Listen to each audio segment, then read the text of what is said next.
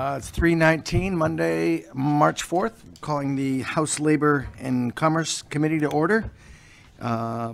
Before we begin, I'd like to thank Robert Montenegro, our current House Labor and Commerce Secretary, Robert, and Nate Williams from the Juneau LIO, and our committee staff is Ashley Strouk.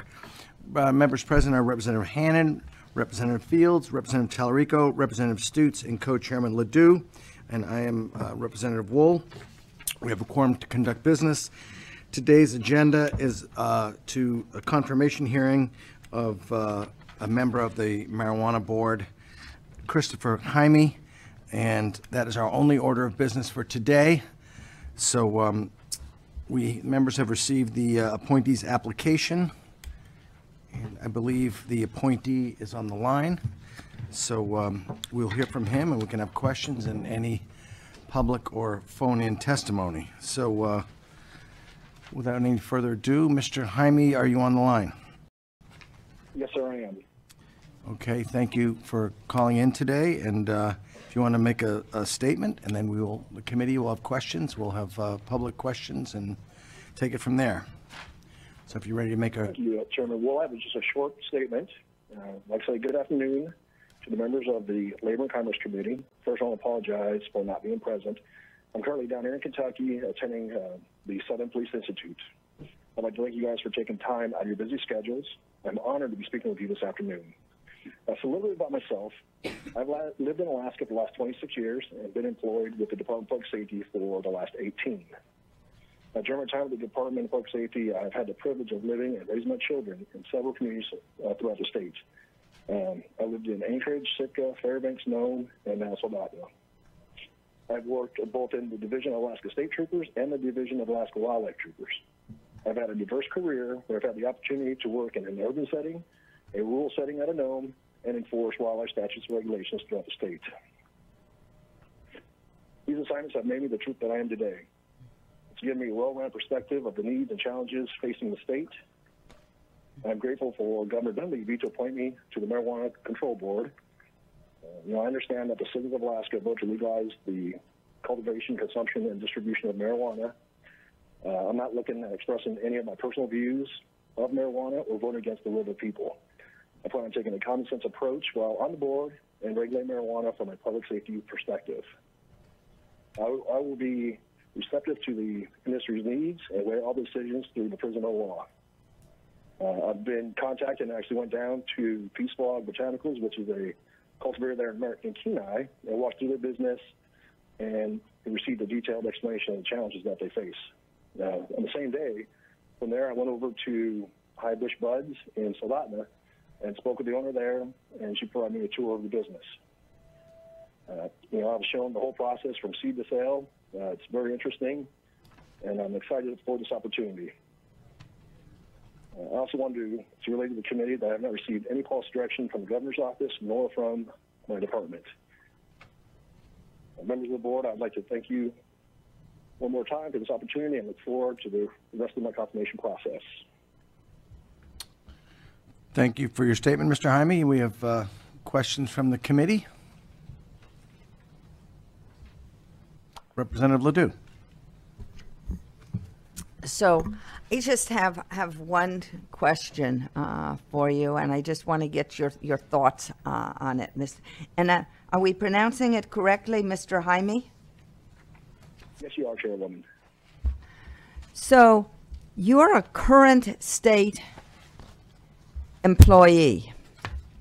So what would be your reaction or your concern if, as a current state employee, you were contacted by the governor's office, for example, when there was a regulation or something like that up for consideration, and the governor's office had a certain perspective on things? Would you, as a state employee, be at all concerned if your position on that didn't exactly gel with that of the administration? Chairman Ledoux, I would not, actually. This is an appointed position. I believe in my values and beliefs. I take any input they have into consideration, but ultimately, any decision made for the board would be my own as the public safety chairperson.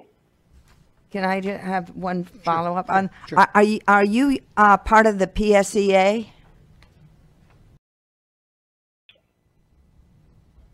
So you wouldn't have any union protections then? No, ma'am. Well, I'm associated with the Supervisors Union. Oh, okay. All right. Thank you. And follow-up? What do you mean you're associated with the Supervisors Union? Are you a member of it? Yes, ma'am. Once you become a lieutenant for the troopers, you change unions from PSEA to SU. All right. Thank you. Thank you. Yes, ma'am. Representative Hannan. Thank you, Mr. Chairman. Thank you, Mr. Jaime, for putting your name forward. My question today is about your experience in law enforcement and the variety of crimes across Alaska. And I'm wondering if you could comment on the number of deaths, assaults, sexual assaults, etc., that you've seen under the influence of alcohol versus the influence of marijuana consumption. Ma'am, I don't have any numbers in front of me, or through the chair. I'd like to address Representative Hannan's question. I don't have any numbers in front of me. I'm currently, like I said, in Kentucky. At my time, or around my time in Nome, I responded to a lot of suicides, deaths of various natures. Primarily, a lot of them, they concerned alcohol, but there was always drugs in the region. Primarily marijuana at the time I was out there. Follow up? I guess and without specific numbers, and I know that makes law enforcement always a little nervous to work off the cuff, but I was in social sciences, and sort of the antidote that we usually hear in public safety and corrections is, somewhere of 90 to 95% of our crime engages with alcohol-related behaviors, DUIs resulting in deaths, but very little violent crime with marijuana influenced. And I'm just wondering if you anecdotally had encountered something different than that, or if that kind of holds true to criminal activity, because that's a perspective that you're bringing to the board for us. Oh, through the chair, Representative Hannan, once you clarify the question, yes, I would agree with you. Most of the violent crimes or suicides that I investigated did pertain to alcohol significantly more than marijuana. Thank you. Any other questions from members of the committee? Mr. Chair. Oh, sorry. Can I just make a brief statement? Sure, Representative Tallarico. I always like to recognize these folks, and I just want to thank Trooper Jaime not only for his service to the state of Alaska for 18 years in law enforcement, but I also see that he is a veteran in the Army. So I really do appreciate that, and thank you very much for your service. Thank you. Thank you for that statement. I guess I'll ask a couple questions myself before we open up to public testimony. Let's see. Mr. Jaime, were you familiar with the previous holder of the seat that had the public safety seat on the board? Chairman Wool, not really. I don't know what happened there. I understand he was the chief of police for the Sitka Police Department. Okay. Have you been, prior to being requested to be on this board, were you involved in any sort of local political petitions or that kind of thing, either pro or anti-marijuana? No, Chairman, I was not. Okay, thank you. And let's see, have you, well, I guess one of the questions was sort of asked by Representative Hannan. Have you, in your career in law enforcement, have you, and this is just my own curiosity, ever arrested anyone for only the use of marijuana and not in connection with other violations, but simply for the use or possession of marijuana? Mr. Chairman, no, I have not. I've issued several summons throughout my career, back when it was a misdemeanor to possess in public, but I've never arrested anybody for it. Okay, thank you. I guess in summary, do you feel at all conflicted with your history in law enforcement for enforcing laws when marijuana was illegal to now being on a board regulating its legal use? I mean, I realize you understand that that's going to be your role, but are you in any way conflicted and in some way have to know that you're going to have to deal with that conflict? Actually, Chairman Wall, I'm not. I'm actually excited about being a part of the regulatory, aspect of regulating this, the drug. It gives me opportunity to actually take part in making sensible laws. Okay, thank you. I appreciate that. And I appreciate that you went and toured some facilities in advance of this, too. That's the only questions I have. And I believe I'm going to open it up for public testimony. And I never know if I have to gavel into public testimony. And then, yes, I will gavel into public testimony. And is there anyone here for public testimony? Seeing none. And is there anyone on the line? Oh, yes, I didn't see that. Okay. And we have some, none in the room, but we have some people calling in. So I will start at the top. We have Chelsea Foster from Anchorage. Chelsea, are you on the line? Hi, good afternoon. Could you identify yourself for the record and proceed with your testimony? Sure. So my name is Chelsea Foster, and I live in Anchorage. And first, I would like to express my gratitude for the opportunity to comment on the appointment of Christopher Jaime. On to the subject at hand, I just wanted to state on the record that I do hope that this appointment was properly vetted. I'm sorry, we're having a little bit, or at least I'm having a little hard time hearing you. Sorry, I'm driving. I'm probably breaking up. These phone lines aren't. I'm on Bluetooth. Okay, just. Can you hear me? Yeah, if you can just proceed slowly and deliberately, that'll be the best. So I just wanted to say on record that I hope that this appointment was properly vetted. And with that being said, as long as he is ethical and works with integrity, I don't see why he shouldn't hold a seat. Thank you for your time. Thank you. Next, we'll go to Greg Eagle from Kodiak. Greg, if you're on the line, could you identify yourself and your affiliation? Sure. My name is Greg Eagle.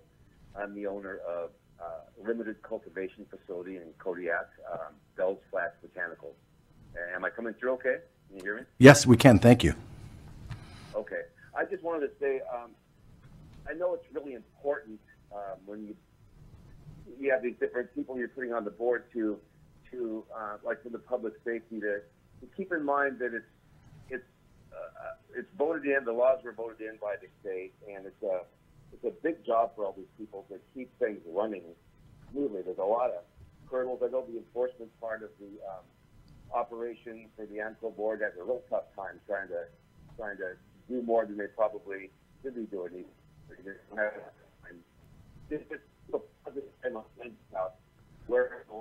Hey, Greg, we're losing you there. So if you could, I don't know if you're on a speaker or you're kind of fading in and out. So maybe go a couple sentences back and start over slowly, please. Where did you lose me at? Oh, now you're very clear. I don't know. Why don't you just start over? Okay, I'll start over. I'll try to make it quick. I just want to make sure that I feel like it needs to stay positive, and it's a business and it's legal, and I know there's a lot of work that needs to be done, but I get concerns about the public safety part, keeping a positive attitude. I just want to make sure that part of it is clear that we need people up there that are just really working to make everything work. Everybody's trying really hard, and that's about it. I appreciate you letting me speak, and that's about it. Thank you. Thanks for calling in, Greg. Next, we have Cary Carrigan. Cary, are you on the line? Yes, I am. Thank you very much. My name is Carrigan. I am the Executive Director of the Alaska Marijuana Industry Association, and I'd like to thank the committee very much for the opportunity to testify. I guess I'm going to kind of echo a little bit of what Chairman Ledoux, or the co-chair Ledoux, was speaking to, because while the AMIA has not come forward to issue testimony for or against Lieutenant Jaime, we do think that there is some cause for concern with the appointment, unless the employee directories are incorrect and per the lieutenant's testimony, he's still in the employ of the state, and this would make him directly answerable to the governor, and that's our big concern.